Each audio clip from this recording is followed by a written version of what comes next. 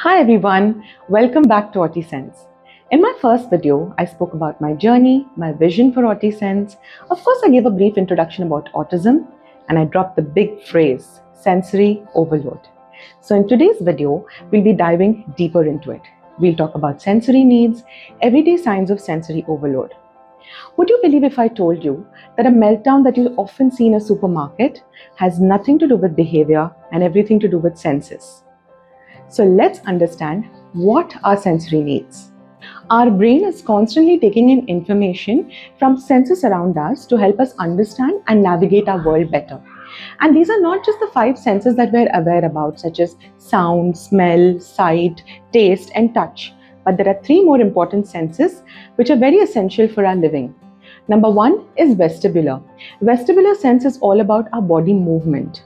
Number two is proprioception. Proprioception sense is all about external body awareness. Number three is interoception, which is all about signals from our internal body. All these 8 senses together work in tandem with each other to help us feel calm, relaxed, and confident enough to navigate in our world.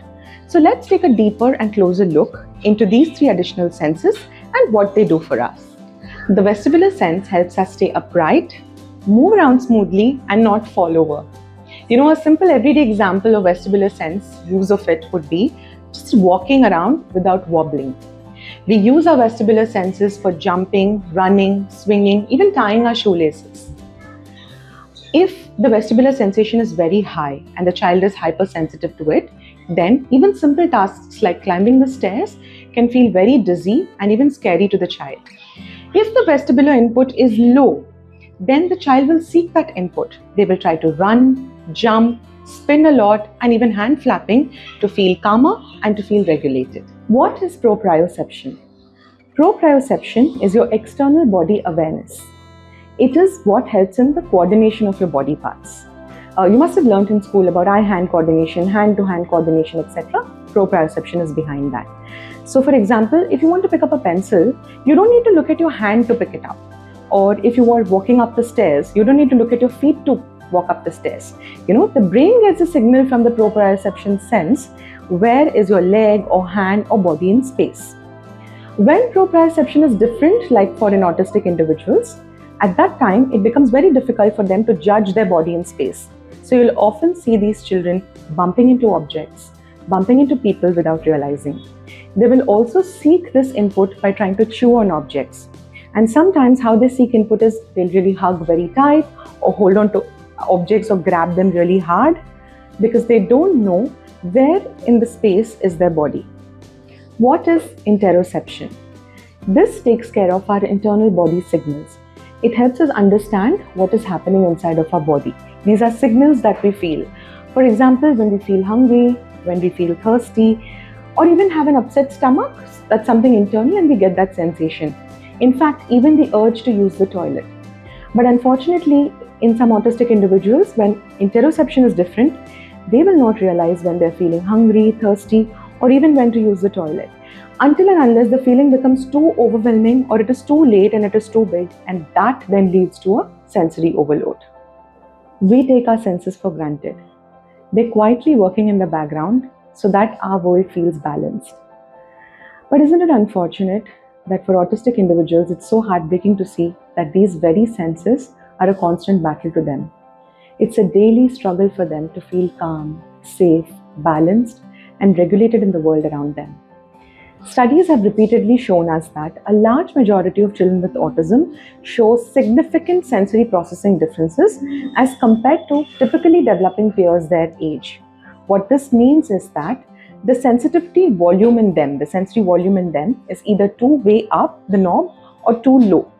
And when this volume is too high, that is when there is a lot of sensitivity to it, there's a lot of increase in it, then that can lead to sensory overload. And research has also shown us that more than half of the children with autism, a lot of the children with autism have actually heightened sensitivity, which means that the volume is turned up for them. And so this leads to a lot of anxiety, distress, and behaviors which are beyond their control. And people label them as misbehavior or tantrums. But in reality, you know what it is? It is their nervous system giving us a clear message that there is too much input, we can't handle it. Sign 1. Covering ears, sudden reactions to noise, avoiding sounds. Sometimes you may notice autistic individuals will often cover their ears, hum loudly, or even run away, in children when they hear or experience loud noises or sudden noises. For example, say a mixer blender is running in the kitchen, or a hair dryer is suddenly turned on in the bedroom, or even sharp noises like the honking sound in traffic or a sudden noise like the firecrackers. This is related to their auditory processing.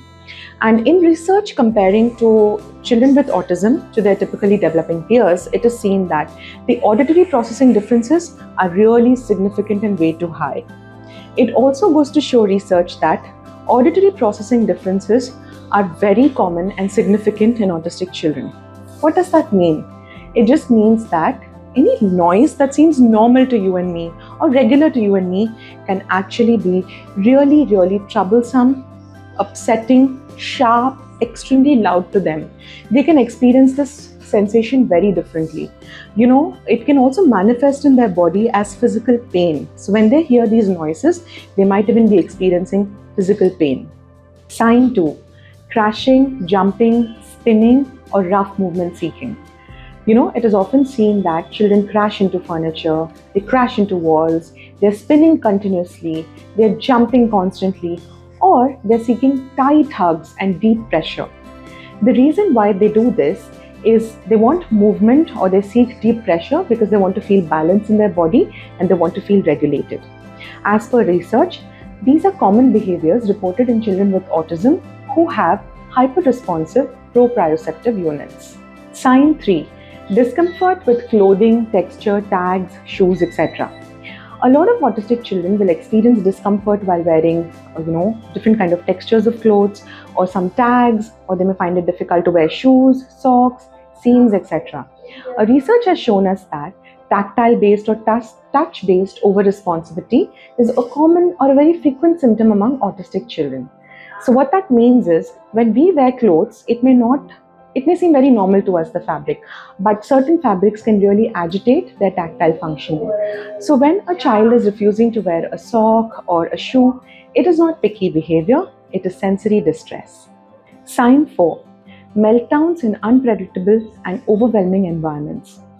Often, children with autism can have meltdowns in crowded spaces like birthday parties, malls, movie theaters, or in loud environments. What that means is their body kind of shuts down. They have reactions of their nervous system such as shouting, screaming, lying down on the ground, or even physical harm they cause to themselves by banging their head against the wall, banging their fists, etc.